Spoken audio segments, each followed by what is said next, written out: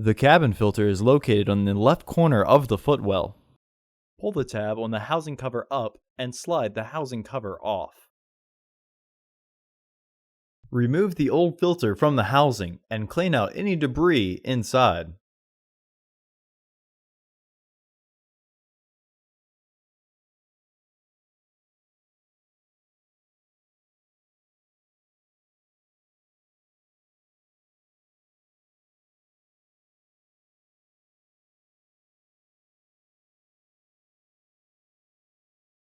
It may be easier to install your new AQ1228C filter into the housing by pinching the sides of the filter, with its airflow indicating arrow pointing towards the back of the car.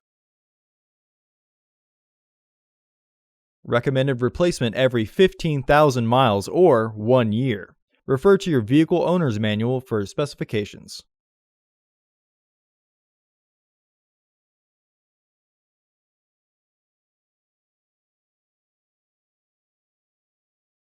Slide the housing cover into position and press to lock it into place.